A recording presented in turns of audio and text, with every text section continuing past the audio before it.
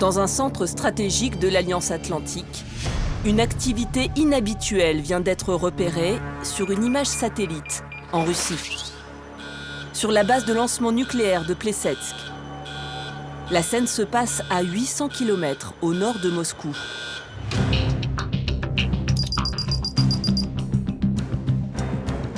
Un missile Satan II vient d'être armé. Tout autour, des militaires russes se pressent. Le lancement est imminent.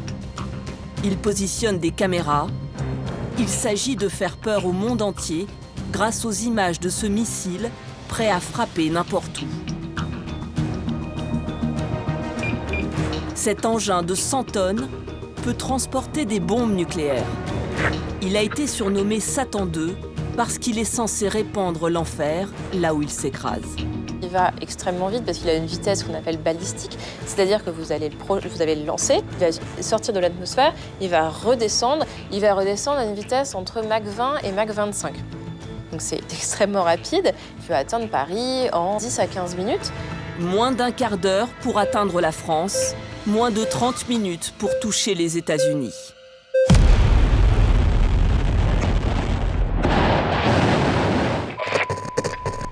À 14h12, le tir est filmé sous tous les angles possibles. Les images vont être reprises par les télévisions du monde entier. Ce tir était en fait un essai, un simple test. Selon les autorités russes, le missile a fini sa course à 6000 km de sa base de lancement, dans la région désertique de Koura, toujours sur le territoire russe.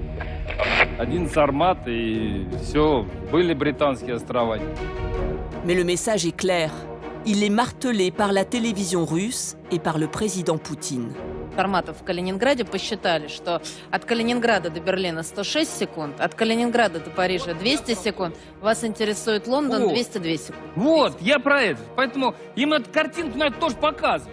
Ребят, вот смотрите, ну хорошо, вы приехали. Вот вам картинка. Считайте посекундно. Чего ты успеешь? Куда? Да, все, здравствуйте, пролетел. Действительно, уникальное оружие будет укреплять боевой потенциал наших вооруженных сил. Надежно обеспечит безопасность России от внешних угроз и заставит задуматься тех, кто в пылу оголтелой агрессивной риторики пытается угрожать нашей стране. Poutine et ses responsables ont proféré plus de menaces nucléaires au cours de l'année écoulée que dans toute l'histoire de l'ère nucléaire. Ils en ont proféré pratiquement tous les jours.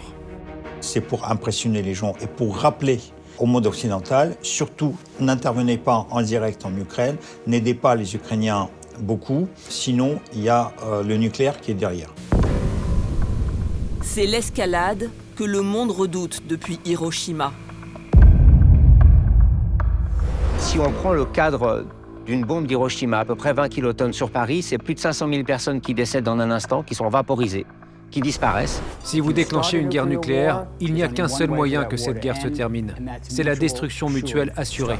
On est rentré très concrètement dans un grand dérèglement que personne ne comprend.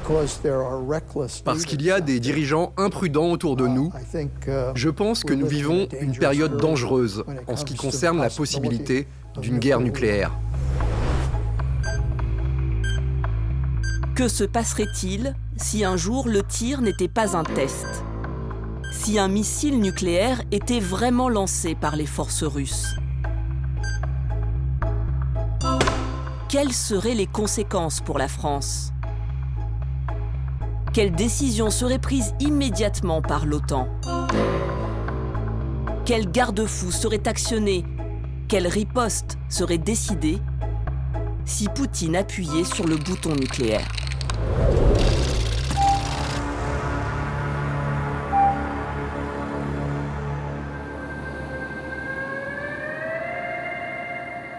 En cas d'alerte, l'OTAN dispose d'un premier outil particulièrement sophistiqué, les AWACS.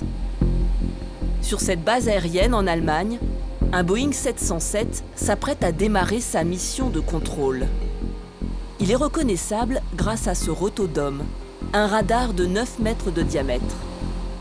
The time to Go to the spare, get him refueled, go to the spare pre-flight and take off. It's at least from now.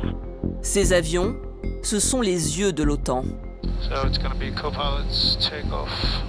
Capables de repérer des bombardiers à plus de 400 km de distance.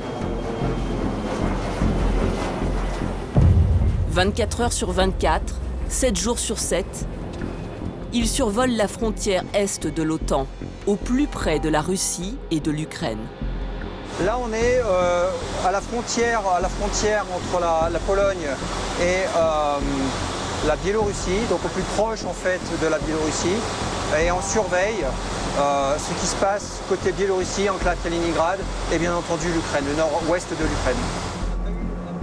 Dans cet avion, 32 militaires issus des différents pays membres de l'OTAN. Sur leurs écrans, ils peuvent voir et identifier tout appareil, même ceux qui volent radar éteint.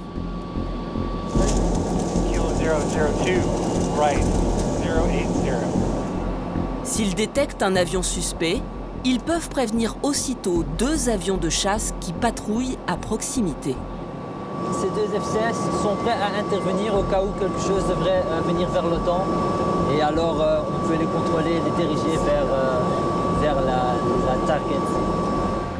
Un dispositif impressionnant face à la plus grande menace du monde.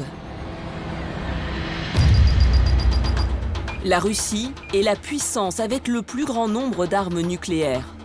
6255 ogives contre 5550 pour les Américains et 290 pour la France.